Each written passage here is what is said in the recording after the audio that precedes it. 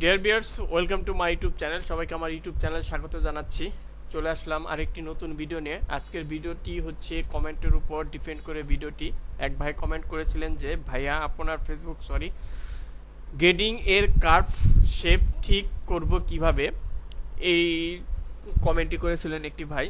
তো আজকে ভিডিওটিতে আমি সেই সিস্টেমটি দেখাতে যাচ্ছি যে গেডিং করার পর সেটা কিভাবে কার্ভ পয়েন্টটি ঠিক করবেন। তো ধরেন আমি এখানে গেডিং করতেছি, গেডিং এর মেজারমেন্টটা আমরা দিব এখানে একটা আনুপানিক সিস্টেমটা আমি দেখাচ্ছি 5 গেটিং হচ্ছে সিএম এ যদি রাখি, এটা মনে হয় সিএম এ ছিল, ওকে সিএম এ আমরা এখানে গেটিং দিচ্ছি, হচ্ছে গেটিং উইথ মেজারমেন্ট দিচ্ছি 5, দেন গেটিংটা আমরা করে নিচ্ছি। এইখানে হচ্ছে 0.7 দেই, 0.7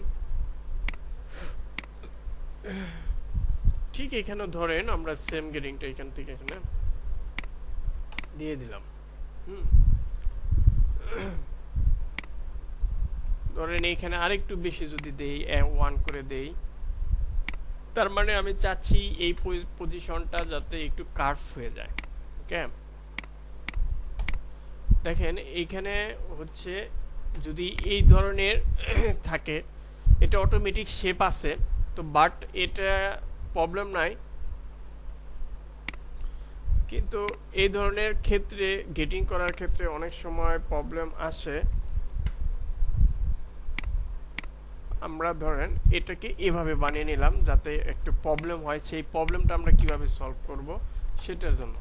দেখেন অলরেডি এইখানে একটা শেপ চলে আসছে। এটা যদি আমি আরো জুমলি আপনাদের দেখাতে চাচ্ছি, আমি যদি আরো জুম ব্যাপারটি দেখাই আপনাদের, তাহলে বোঝার জন্য খুবই সহজ হবে। আমি এই পার্টটাকে গেডিং এ নিয়ে আসছি, হচ্ছে আপনার বড় সাইজটা আমি একটা সাইজ জাস্ট গেডিং করে দেখাচ্ছি, গেডিং অন করে দেখাচ্ছি। দেখেন এটা কিন্তু শেপ স্মুথলি শেপ নাই। এখন প্রশ্ন থাকতে পারে এই ধরনের শেপ, যে প্রশ্নটি করেছিলেন ভাই যে কার্ভ পয়েন্ট দিয়ে কিভাবে শেপটি স্মুথ করব, তো এই ধরনের কাজের জন্য সবার আগে ফার্স্ট আপনার এই যে কার্ভ পয়েন্টটা সিলেক্ট করে নিতে হবে এই ধরনের শেপ পূরণ করার জন্য। এটাকে আমি কার্ভ পয়েন্টটাকে অন করে দিব। এইখানে কোনো কার্ভ পয়েন্ট নাই, যেহেতু প্রবলেমটা আমার এই জায়গায় শেপটা আমরা কিভাবে ঠিক করব, এটাকে ঠিক করার জন্য যেটা করতে হবে আপনাকে ফাংশন 1 এ চলে যেতে হবে। 1 এ যেহেতু এখানে কার্ভ পয়েন্ট নাই, দেখেন এখানে কোনো পয়েন্ট নাই, এখানে একটা পয়েন্ট অ্যাড করতে হবে। এট ফার্স্ট আমি একটা পয়েন্ট অ্যাড করব, এখানে দেখেন যে অ্যাড পয়েন্ট লেখা আছে। দেন কিবোর্ডে শিফট বাটন চেপে একটা কার্ভ পয়েন্ট নিয়ে নেব, কোথাও থেকে নিয়ে নিলাম একটা কার্ভ পয়েন্ট। অটোমেটিক এখানে কিন্তু একটা কার্ভ পয়েন্ট চলে আসছে।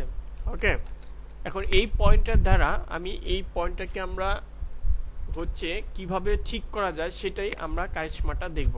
ওকে, এটা আহামরি কিছু না, খুব মনোযোগ সহকারে একবার দেখলে আপনারা বুঝতে পারবেন কিভাবে করা যায়। আমি একটা সাইজে গেটিংটা অন করে নিয়েছি, জাস্ট এখানে কন্ট্রোল অপশনটাকে ক্লিক করে এটাকে আমরা স্মুথলি ভাবে গেটিং করে নিব। দেখেন এটাকে আমি ভিউ করে নিলাম, এখন আমার চোখে শেপ অনুযায়ী এই পয়েন্টটাকে স্মুথলি করতেছি। দেখেন অনেকটুকু স্মুথলি হয়ে আসছে, আরো স্মুথলি করব এটাকে ঠিক সেম ভাবে। দেখেন এইভাবে হচ্ছে এই ধরনের শেপ কার্ভ পয়েন্ট দ্বারা গেটিং অপশন ঠিক করে এই ধরনের শেপ গেটিং করতে হয়। যদি এইখানে এই শেপ করার ফলে যদি মেজারমেন্টের কোনো ডিফেক্ট থাকে বা কোনো প্রবলেম থাকে, তাহলে কিন্তু অবশ্যই সেটাকে ঠিক করে নিতে হবে। আর এই ঠিক করার আগে অবশ্যই এই যে শেপটা, এই শেপটাকে আপনার 100% পারফেক্ট করে নিতে হবে। নেক্সটের যে অপশনটা ছিল এটাকে আমরা ঠিক আগের টার্ন নেয় সুন্দর করে স্মুথলি ভাবে গেটিং করে দেব। ঠিক গেটিং অপশন গিয়ে এভাবে স্মুথলি করে দেব। তো যাই হোক, এখান থেকে আমরা বুঝতে পারলাম যে কিভাবে আসলে কার্ভ পয়েন্ট দিয়ে একটি শেপ সুন্দর করা যায় গেটিং অপশন ইউজ করে। তো আশা করি ভাই এই ভিডিওটি থেকে আপনার প্রবলেমটি সলভ করতে পারবেন।